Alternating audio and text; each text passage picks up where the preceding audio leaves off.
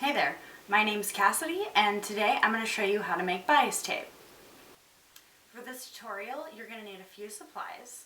You're going to need an iron, you'll need a rotary cutter or fabric shears, you need marking utensils that are appropriate for the color of your fabric.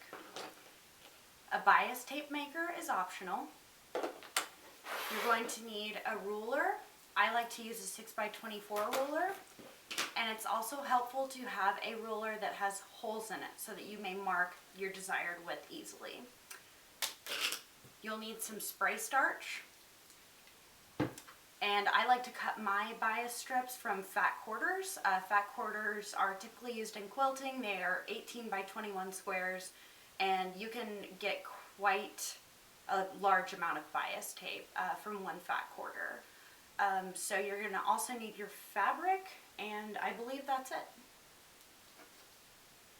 So before we get started, I want to talk a little bit about what bias is and why it's important.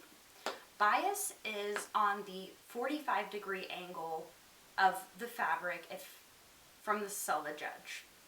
Let me explain. This piece of fabric here is cut on the bias. The selvage is not currently attached, but it's cut like a triangle like this. I'll talk more about this later. Anyway, when you cut it on that 45-degree angle, even if you have something like cotton, it's still going to have some stretch to it. We want it to be stretchy because bias tape is typically used to finish things like necklines, armholes, hems, things like that. It needs to fit around curved edges, so it needs this stretch. Also, in my personal opinion, using bias tape is the most professional way to finish a seam. It's also called a Hong Kong seam finish. It is basically used in luxury clothing, and I think it's the most aesthetically pleasing.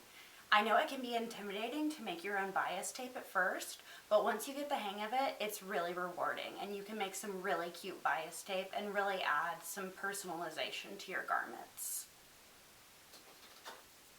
So the first step in making your bias tape is going to be to iron your fabric. I keep this box right here. It's full of fabric scraps that I want to turn into bias tape. I have cotton, just kind of quilting leftovers and things like that because I don't quilt very much anymore. But for today's tutorial, let's use this pretty sort of chain. It almost looks like a chain, the print. We'll use this cotton fabric because it still has the selvage edge attached, so that will be good for demonstration purposes. And it's about the right size. I'm not going to cut this one to 18x21 like a fat quarter because I don't feel like I need to. So, like I said, the first step is going to be to iron your fabric. And this is when your spray starch is very helpful.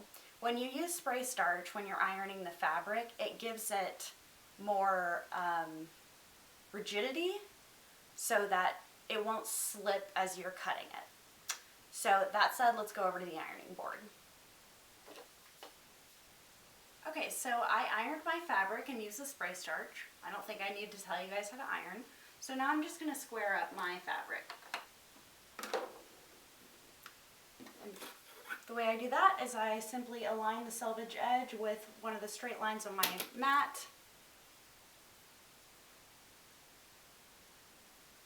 I line up my ruler, and a good tip is if you line the corner of your ruler up with a right angle that's formed on your mat, like the intersection of two lines, then your ruler will be perfectly straight. It can be sometimes difficult to get rulers that are this large to be straight, so that's a good tip. Once I've done that, I press down firmly on my ruler and take my rotary cutter and simply cut that part off.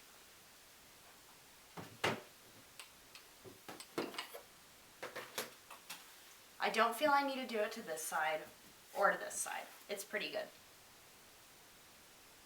So, as you can see, the selvage edge is right here. This is the bias, this 45-degree angle. Now on my cutting mat, I have a line that goes from through here that shows me where my 45-degree angle is. I first like to line the corner of my fabric up with that line, like that.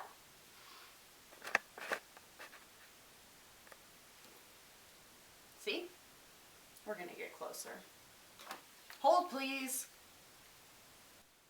Okay, so now that my fabric is all nice and square, let's go ahead and start marking our fabric.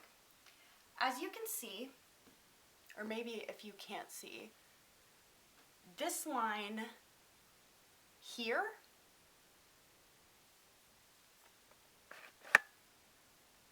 marks the 45-degree angle. I'm sorry if you can't see it, but if you have a cutting mat, it should have a 45-degree angle marking on it.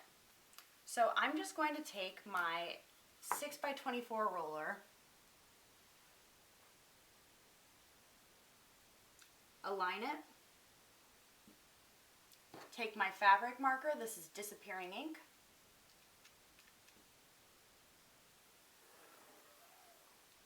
and start marking. I don't have a specific place where I generally start to mark, but I know that this ruler is 2 inches wide.